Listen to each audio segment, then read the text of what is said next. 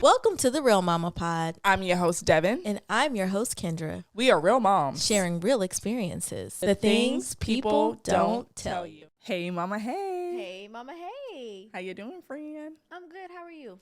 We're going to talk about that. Okay. Let's talk about it Yes. So if this is your first time listening, I'm your host, Devon. And I'm your host, Kendra. Welcome to the Real Mama Pod. Welcome. You know, I love these solos. We are adding more solos to our podcast so people can get to know us better. Yes. And the feedback has been great on that. So I'm happy we're doing these. We should do more solos. Yeah. I feel like a lot of our episodes on the front end were very guest heavy. I mean, it's not, I feel like they were. But in order for our community to grow, they have to get to know us more. Yeah. So I'm glad we're doing these. Absolutely. And with our solos too, we are in PJs, y'all. We're matching today. We are kicking it. So what's on today's agenda today? We're talking about the mental state of the mamas of the Real Mama Pod.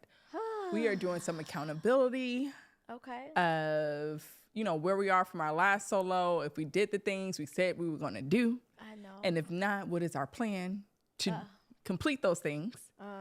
And yeah, just it's going to be a part 2 because it's going to be long. This is going to be a long episode. So we're going to break it up a little bit. Of course, we got to throw a little Beyonce in there because we have to recap Cowboy Carter. Let's save her for the end. Yeah, we're going to that's going to be the fun stuff on a good note. Yes.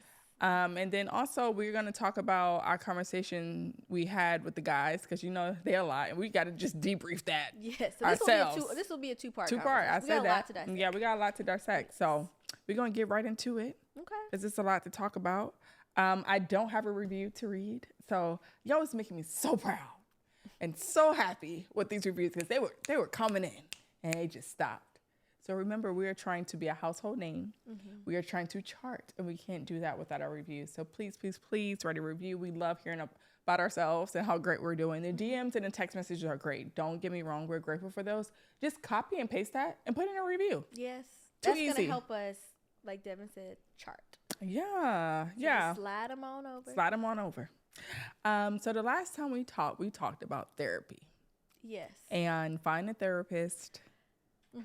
Get into therapy, get some help, maybe a potential diagnosis if we need one, or just helping us figure out our lives and where we are and dissecting all the things that we are going through. So, have you done that? I already know the answer. I just want her to tell y'all. So y'all can go ahead and pull out your belt and give me a whooping because I have not found my therapist yet. And it's not because I don't want to. I just have not done the work that I need to make sure it gets done. Yeah. But I do have my accountability partners, one in Devon. Samaya had been fussing at me for weeks. And she even gave you some resources. What did she tell you to do? She did give me a resource. What did she tell you to do? I want you to say it out loud. So, okay. You keep that energy. I am. But she gave me a resource. I really can't remember the name of the website right now. It's in my phone. And she told me what to do. Told me I got to put my zip code in and all the things will populate. And I need to really be intentional about doing it. Yeah. I got to make sure all things are aligned. And that's something that I'm working on. But when I do find a therapist, I want to make sure they're the right fit for me because I don't want to have to hop around. I know that sometimes that's just a part of the process of finding a good therapist. But I want to do as much of the work on the front end for me so that I can make sure I find someone that's a good fit. So they may not be a good fit. Leave me alone, Devon. Don't look at me like that. The front end. You didn't start the front end, ma'am. I'm starting the front end. You're giving me a bunch of fluff. It's the truth. This is my truth. But what front end are you starting? I'm starting my front end. You didn't even put your zip code like somebody recommended. Can you let me do my process? Go ahead. Can I do my process? I try to do it your way. It's taking forever. Can I do my process? No, I do have a clarifying question. Outside of joking, I know I'm fussing at you, but you know the psychologist in me, right? I'm always... Yeah, go to school, psychologist. Come on. But do you feel like something is holding you back, like you're saying you're ready, but you're not necessarily ready because there's going to be some truths that come out. So do you feel like you're kind of like, yes, I know I need to do it, but I'm also waiting because I'm not ready to hear those things just yet. No, I'm ready for that. Okay. I'm ready to have all the conversations I need in therapy. I'm ready to receive the services and resources that come out of therapy. For me, I am just like, my life is so busy. It is. It is. And I need to slow down so that I can be intentional about pouring into me. Yeah. So that's my self-work, right? Yeah. I really need to slow down so that I can make time for myself so that I can be the best version of me. Yeah. So that's really the truth. Okay. What comes out in therapy, let's talk about it. We got a lot to dissect. Yeah, and unpack. But I need to slow life down, and that's with work. That's with some personal things. Like, I need to be more intentional, and that's where the accountability comes in for me. Yeah. Trust me, I'm not just hearing it from Devon, not just hearing it from Samaya. Jonathan has also asked me, like, hey, babe, you know, where are you at on this? I had a friend call me the other day and said, hey, I was watching one of y'all episodes, and I just want to check in on you. And I'm like, what you mean? And she said, you just didn't look like yourself. I said, really? And she said, yes. I just want to make sure you're okay. Yeah. And make sure you don't need support with finding a therapist. So I really do appreciate the accountability, and I need it, obviously. Yeah. But I have to do the work now, my front end work, to make sure that I am doing what I need to do for myself. Right. And y'all know me. I'm going to give her a hard time because I know she needs it. Give it to me. Yes. And so I'm definitely going to continue to stay on her. Now, when she do it, I don't know. I really don't know this child. But so where is your therapist? So you know my journey, and I'll be 100% honest. I definitely need to. I found a therapist. Everything lined up. She took TRICARE. We were ready. She did virtual therapy sessions, which I need. And at this point in my life, I can't be going to nobody's office. I just can't. I don't have time. And I need the latest session as possible, which was 6 p.m. So that gave me enough time to get the kids home, get them fed, and I can just go upstairs and do my little Zoom. Ready. I get the referral from my doctor, everything. And submit it, and then it comes back. And she's like, oh, we have to do some extra digging because TRICARE kicked it back because X, Y, and Z wasn't on the referral. So then I get back to my doctor's office, and they're like, oh, well, I don't know if you could do therapy with her because X, Y, Z. It was just like all this stuff. And I just got overwhelmed and fed up. And I was like, I can't do this right now because I'm already stressed out. Yeah. And then trying to get paperwork, I gave up, if I could be honest. So I think I'm ready to get back out there and try again because I don't think I'm going to be able to use her. And so try to see what TRICARE has to offer and do my research for that. But I just felt defeated. Yeah, and you should not feel defeated. Right. Trying to find help for yourself. Right. Like in your mental health. And I cannot pay out of pocket at this time. Like I just can't. So yeah, I did try. I'm not going to say I didn't try. I know I need it because I just recognize changes in myself. It's affecting my marriage. It's affecting a lot of things. So I need it. I'm doing other things to supplement. And it's crazy because in this world, like, I know what to do, but it's still different. Like, I can tell people what to do all the time, how to get there, the resources, everything. But when it's you and yourself, you still need help from others.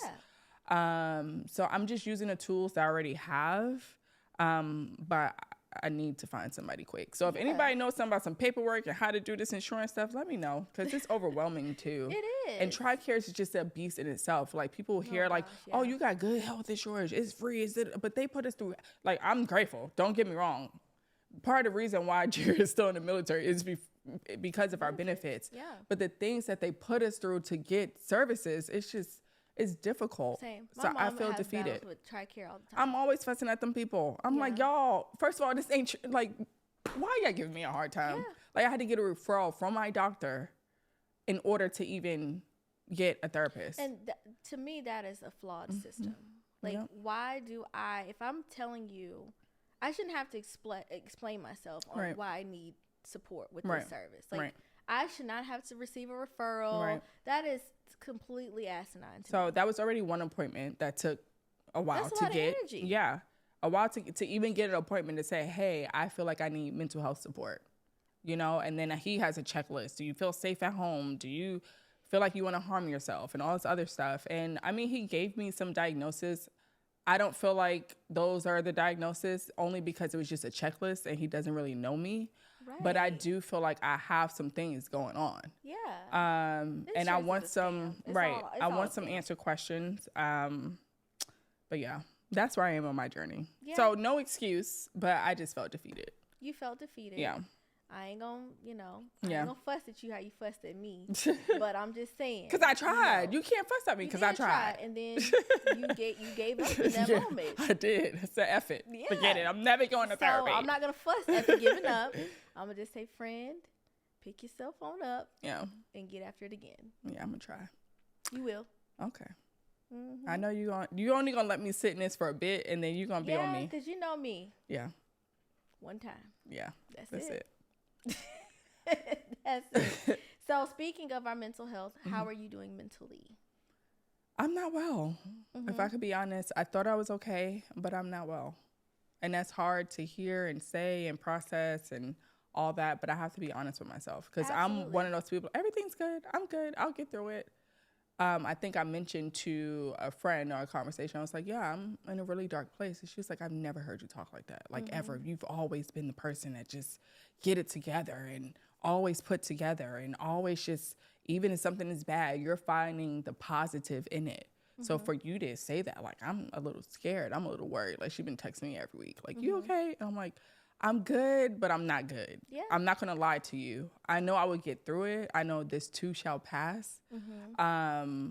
But yeah, and I have to start speaking that way because sometimes people put you in that category and the strong people never get the support that they need. Yeah. So. It's okay. Yeah. It's okay to not be well.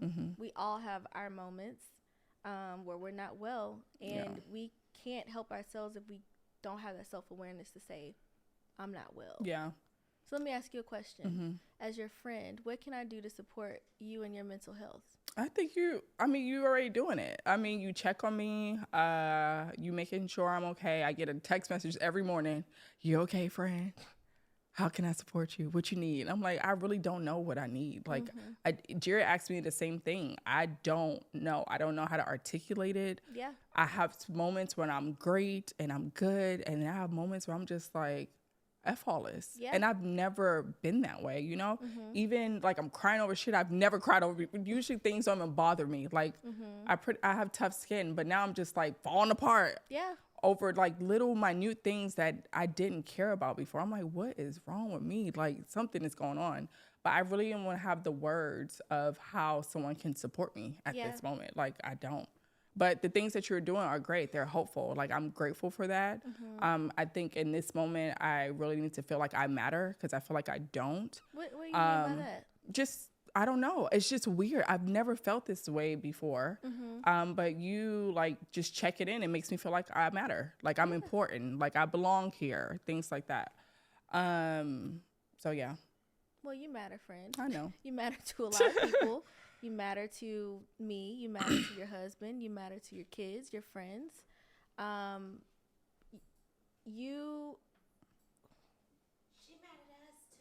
She matters to everybody. And I'm like, what you saying to me? But seriously though, I know that a lot of our friends that are in some really dark spaces right now. And I feel like I'm glad we're having these conversations because nobody tells you about the 30s. The 30s are a very transitional period in life because it's like now we're adults. Like we ain't the young kids. Yeah, we the for real adults. We're the adults. And there are so many things that happen in our 30s that people don't talk about, nor are we really prepared to. Like we're grown, we have families. Our parents have their issues and we have to start thinking about that. Like I know we talked about this before, but it's hard to hear that one, you're in this dark place. And I know that it's going to get better. Like there's some light and it's on the way. It's coming, friend. So we're going to get in this therapy. You know you matter because I'm going to make sure you know that every day. And I'm sure your family does that too. Oh, absolutely. So it's okay. Yeah. I think the boys sense it too, which is the hardest thing. Yeah. Like hearing Drew ask me, like, are you happy today?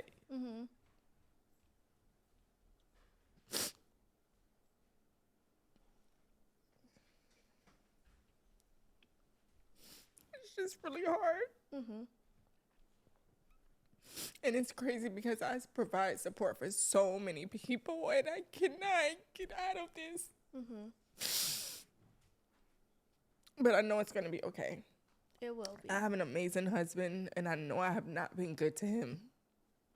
And it hurts me because I'm praying to God, like, please just soften my heart towards him, because I'm taking it on him for no reason. Like, he doesn't deserve that, you know? And you're already doing the work, friend. I know. You acknowledging that you're in this space and that you need the support that's coming is good enough. Yeah. It's there, right? And you have me, you have your other friends, you have community to really support you in that space. So I don't want you to ever feel like you don't matter, because that really I know, I'm sorry me hearing you say that, because you do. But you're gonna be fine. And I understand, while we may not have the same reasons behind being in dark spaces, I understand how that feels. I'm not as vocal, and I'm working on that, right? I'm working on expressing myself and my emotions better. Thank you. But I understand how that feels. I do. All right, we're not crying no more. It's okay to cry. If we cry, it's all right. Yeah, but we're not gonna make it through. It won't be no part 2. We're gonna make it through the episode, but we're gonna be fine. You're gonna be fine, friend. Yeah, and it's okay. Okay. How are you mentally, friend? Oh shit. I'm doing well. I'm not gonna say I'm super happy. Because that wouldn't be true. But I am doing well. I really need to slow down. And I think if I don't slow down, I won't be well. I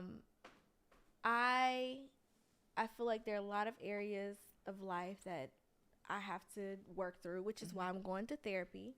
But I just have to make sure that I slow down. I feel like I'm always doing something. And to me, that's just like, it's busy work, not because I want to be busy, but it's keeping me busy and away from really being intentional about things that I need to work on for me. So that's why I say I'm well, I'm okay, but I really got to slow life down so that I can be intentional about pouring into my mental and physical health. Because what I don't want to happen is for a lot of my traumas to surface in spaces that I don't need them to. That's real. And that's why I really appreciate all the fussing that you and Maya and everybody do. I really do appreciate that, because it holds me accountable for making sure I'm good long term for me, for Jonathan, for Eli, and our growing family whenever that happens. So I'm well. I'm okay. You know, I've had my dark moments, and I'm learning how to be okay with having dark moments and do what I need to do in those moments. But again, I'm well. I'm not happy. I'm not sad. You're like, I'm stable just there, but knowing something is like creeping up. Exactly. Like I need to get my life. Need some intervention. Before it explodes. Exactly, because I don't want that to happen. Because sometimes we'll just push it down. I think that's where I am, because I pushed it down for so long. Now it's just like coming to a head. Like now everything is just out there. And you've had a lot has happened with you this year. So how you feel is warranted. I wouldn't expect you to be like, if you were to say, I'm so happy, I'm like, friend, it's okay. I mean, you've done this to me. He's like, friend, it's okay to not be okay. And I'm like, I'm like you. It's okay. It is what I'll deal with it, and I'll move on. But I'm happy. I'm glad that we are finally acknowledging the fact that things are not okay. And it's okay for them to not be okay. And it's okay not to always find silver lining, because I think that's what I try to do. I'm like, well, this happened, but it's okay because this also happened. I need to be grateful for that, and that's what I need to focus on. But I need to start sitting into the stuff that's not sitting in so long where it takes over my life, but really sit in it and feel it. Because I don't feel things. I just be like, it's all right because this happened, and that's what I'm gonna focus on. Well, at least, or I'll crack a joke or something like that. So that's the part that makes me uncomfortable. Is feeling things. I don't like feeling things. No. I don't want to feel it. I don't like it either. It's like, okay, it happened. It's so hard to sit and feel. And you know my husband. It's okay to feel these things. You know, like, get your doctor ass out of my face. I do not need Dr. Ferguson right now. Just, you know, but he's right. Yeah. He ain't wrong. Yeah. And I'm really working on that. Yeah. I am. Because if I'm feeling something, I'm isolated. Yeah. I don't want nobody looking at me and it makes me uncomfortable. Yeah. But I am working on that. Yeah. So. Yeah, because I got to pull it out of you. You do? Got to call you, a friend. On it. Tell me. Yeah, I'm all right. It's all right. It's all right. I'm working on it. But, okay. So we've talked about like where we are mentally and how we don't have the therapy right now. But how are you supplementing, or what are you doing to kind of keep your mental state up, since we're having a hard time getting to that therapy piece? Yeah. So I have been more intentional about pouring into my faith. Now, this is a goal that I've set for myself. Yeah. Like I am a Christian. I'm a believer in Christ. But I can't say that I've always been intentional about pouring into the word so that it feeds my spirit in support of everything that I have going on in life. Yep. So I've recently started going to Bible study group with some of my friends. Well, it was a friend who invited me, and there are other, you know, women there. Shout out to the D group. But that has been my place of peace, pouring and understanding how God and the word has helped people navigate through these dark places, and how I can apply that word to my life. But I've also been more conversational with Jonathan about how I'm feeling. I mean, he knows. Jonathan can look at me and tell, like, that's just, I'm his life partner, and he's trained to look at these things. So I'm working on being more open with him about how I'm feeling, because I expect that from him. Right. I need to give them the same. Yeah. But I've also, I've been trying, I'm not going to say also, because this has not been consistent. But I've been trying to do better with my physical state too. Anytime I can get out and go for a walk, whether that's by myself or with Eli and Jonathan, I do that, because I think our physical state also supports us with our mental. So those are the three things that I've been doing to kind of act as an intervention until I get to that next step of therapy. So more connection with Jonathan, pouring into the word, and really being more intentional about my physical health. Yeah. That's good. I'm doing similar things, different avenues though. So going to church more. Like we've been very intentional about going to church more, but actually reading my word. So I started read the Bible in 1 year plan, and I'm on day like 56 or 57. And now I'm like excited about reading the Bible. One thing I learned, for me, reading the Bible did not work initially. And that's why it never got read by me, because I struggled to read it. I'm like, I can't even comprehend this. Like, it's just so hard. But what I did was I played the Bible, and I hear it like when I don't have the kids, no distractions in the car, anything. It's just me alone. Or when I was home before I started working, I would go outside and read my chapter for the day. And it's life-changing. Yeah. Like, it's life-changing. I'm like, I'm actually understanding it. I can make sense of it. Now, I still can't quote the Bible. That I cannot do. I don't think I'll ever be able to do. That's just not my thing. But I can tell you, like, this is what happened. Like, Jerry was like, well, what happened in Leviticus? And I was kind of able to give him a summary. So that's huge for me. So just reading my Bible more and being intentional with my time with the Lord and praying, as well as physical activity. I got a membership at the YMCA because they have childcare, so it's no excuse for me not to go. Even if Jared's not home, I can take the kids, get the childcare, and I joined some classes. I'm 11 pounds down, which I'm very proud of myself for. I joined like walk run challenge 2 months in a row, where this last month I did 40 miles for the month, and I finished second. The first time they invited me, the very first time, I didn't finish. I did like 5 miles. It was like a 35-mile challenge. I did 5 of those 30 miles.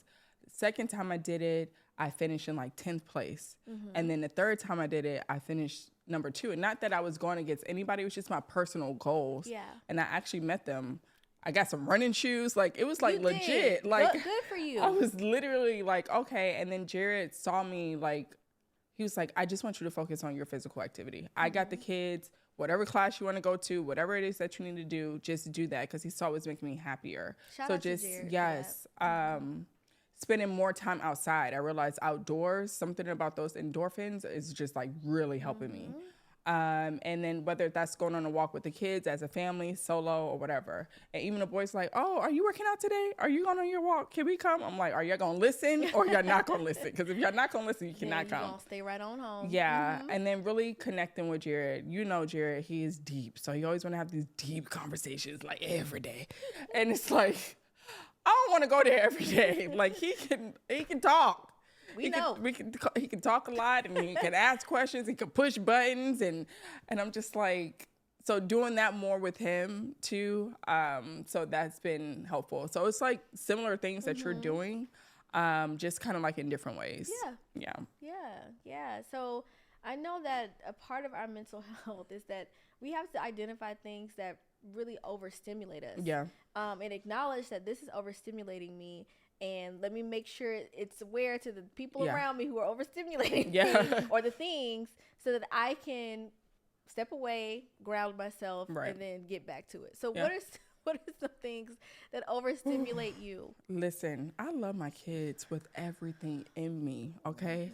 But you know, when you were younger and the old people were like, sit down, be quiet, you make too much noise. You're like, I would never do that when I get older. Now, I don't speak to my kids like that, but I know exactly what they mean by that now.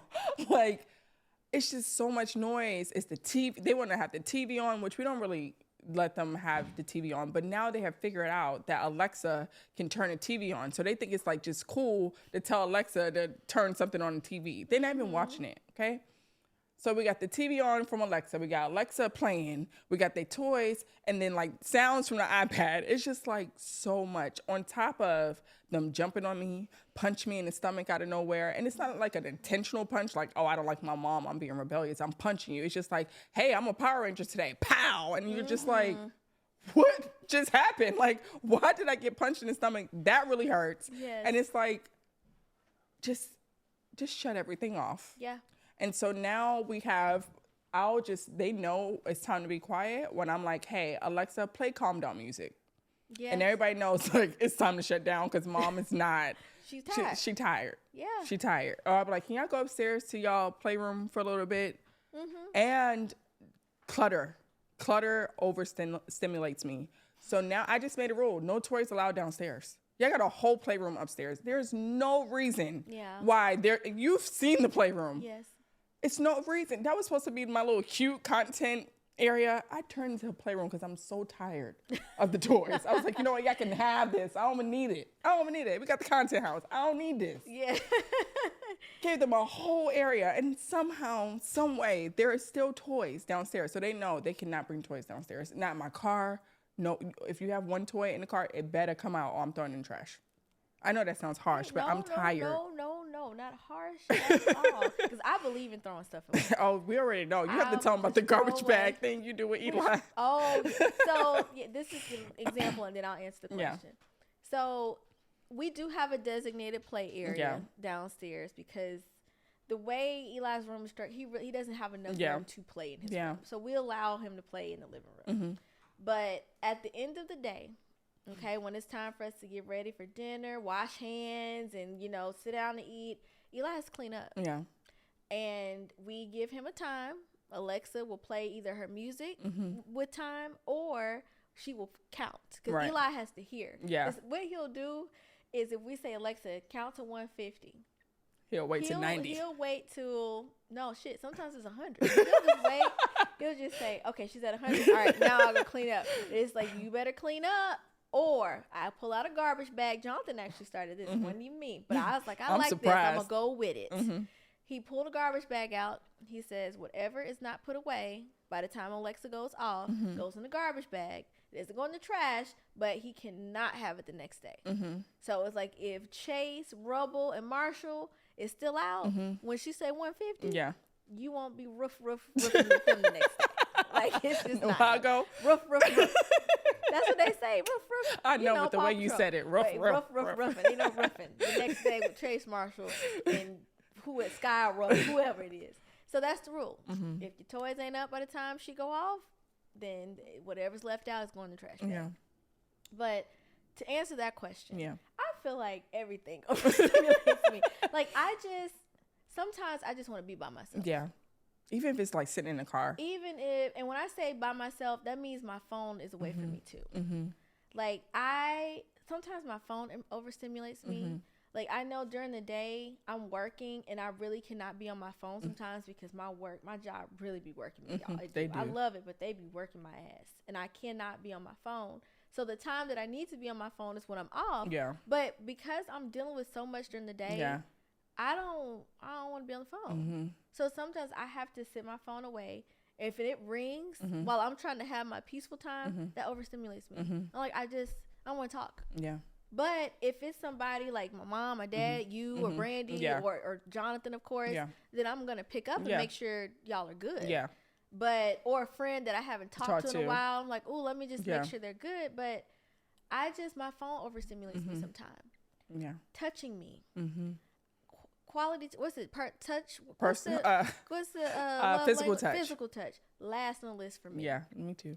I don't like to be, I'm not a touchy-feely person. So I've never been that way. Now, I do love hugs and things, but this is so selfish. I love it when I love it, right? Yeah, no, that's real. That's just my reality. That's my truth. I love it when I love it. I love my baby when my baby hugs me. Oh my gosh, the best.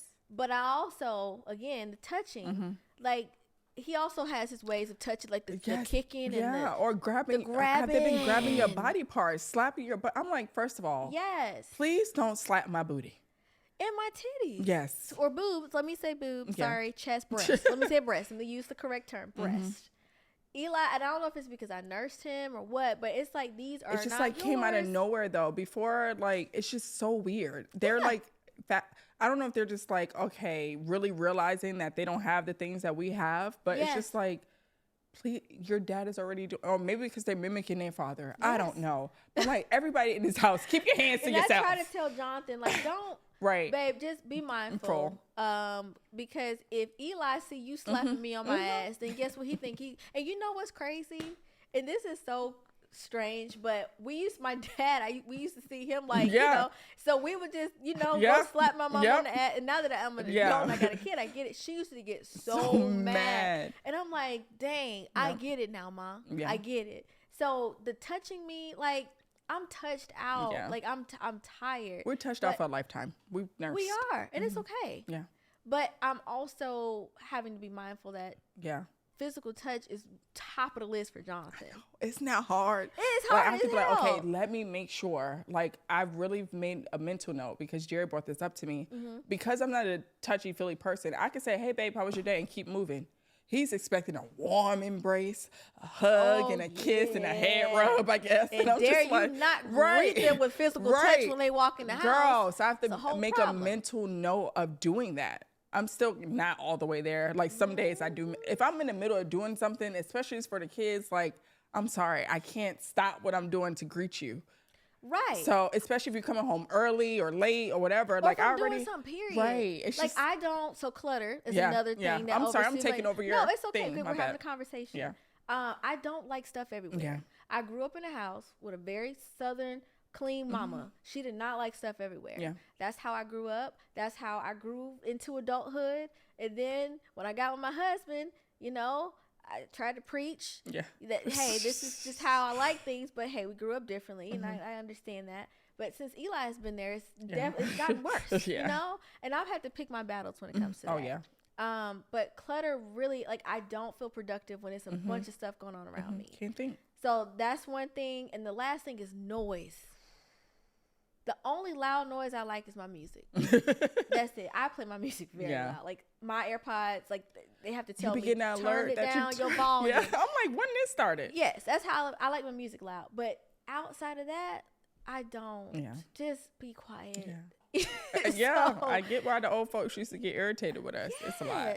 So we the old folks. We're seasoned. We're the older people. We ain't the old folks. We're the older than what we once were. Yeah. But yeah, friend, that's what overstimulates me. Yeah, that's good. Well, I have another question for you. Okay. How have you made yourself proud, even if it's the smallest thing? Ooh. It's got a lot going on. I know. And we're not always nice to ourselves. And I'm trying to think of an answer because I don't take enough time to think through how I made myself proud. Mm-hmm. And I hate to tie things into work, but I feel like that's my life. Yeah. I've been doing very well at work. You have. You've been killing it. Despite all the craziness, I have been, I don't want to title it as like an overachiever because I'm really just doing the work that I love. It's hard to find good workers these days. It is. But because I love my job, I've been awarded in that. I've gotten raises. I've gotten bonuses, awards from like our president's office to say good work. I charted like I've gotten the most teens registered for an event that I put on. Like I'm very proud of myself for that work. Yeah. But I want to make sure I'm making myself proud, not just professionally, but in my personal life. But also too, bask in that. That's the season you're in right now. This is something that you've wanted to do.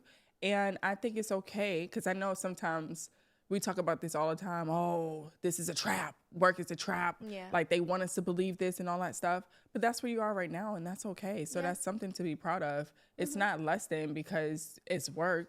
No, you're killing it at your job. Thank you, friend. And not too many people can say that. And not too many people can say they love what they do. Yeah. So that is a blessing. So if you're proud because of that, sit in that. Thank you for that perspective, friend. You're welcome, girl. Now, what about you, honey? Child, I made myself proud. Talking about jobs, I got me a little one. Ain't no little job. Why would I say little? You have a yeah, very but I big took job. a huge pay cut, honey. So you got a big job. So I got a little job, and my physical fitness. Yes. I can say I've made myself proud with that. I've been consistent. I have not given up. Now this week of me starting work, I've fallen off. Like I haven't done anything, and I'm feeling it. Like I'm feeling. But we gonna get you back. Yeah. On track. So this next week, I'm back. I'm back on it. I already got a plan. Friend. I mean, I think it's visibly clear that you've been working on your physical. You have been very consistent with running, working out, posting your. Hey y'all, get your miles in a day. Like I see you, and you're doing a really good job with that. Thank you. Thank you so much. So, ciao. This is a lot. This is heavy. This was a lot, but let's end on something fun. Okay. So we love Beyonce. Yes. That's our girl. Hey sis, we want you on the Real Mama Pie. Let's be clear. Beyonce will be on the Real Mama Pie. She gonna hear about us. That happened. The world. Listen, the way Samaya be working and stuff, the mama she be sending us, honey. Right. But what do you think about Cowboy Carter? Girl, love it. Yeah. Love it. It's a beautiful project, and the more you listen to it, the more you fall in love with it lyrically. You know, I'm a lyrical person. I can care. It's lyrics then beat for me. And I know it's not that way for a lot of people, but I'm from New York, like lyrics. But my most favorite song on that album that literally had me in tears, I know I've been crying a lot, but the Protector song. Yeah, that's a good one. Woo, Lord. It's real. Yeah, and Drew and Jay be like, Mommy, how many times you gonna listen to this song? Because they need to hear it too. Yeah, I'm like, do you not hear what she's saying? But I'm like, this song is about you. It's for you. And they're like, can we listen to Ninja Turtles? Like, I'm just like, they don't care. Yeah, and they'll be like, Alexa, stop. They're so rude. That's a real song. But yeah, I love that song. But it's just a beautiful project, and more articles I read about it and intentionality behind it, even the visual aspect of it. I'm just saying we got to get our coins right for whatever she's about to drop for Cowboy Carter, because we are going. Yes, ma'am. I don't care what these husbands say. I don't know what it I is. don't care what the bank account say. Johnson already said, babe, I see that Beyonce might be doing something. He already know. Jared don't even discuss. He already know I'm going wherever be going. So, but yeah, love the project. That album is just beautifully crafted. If she don't get album of the year for that, then burn down the Grammys. Yeah, from top to bottom, like you can just hear and see the intent. Just even heard the photos that she's posted. This album is just like it's hard for me to describe like the depth of it. It's just it is real art. It is real art from top to bottom, lyrically, production wise, the people that she has featured on the album and their stories and the why behind putting them there. It was just, it's a beautifully crafted album. Yeah. I can't wait for whatever she giving us concert wise, whether it's buy it all up or we going back across the pond somewhere else or staying stateside. I am ready for whatever that is, Beyonce. We ready.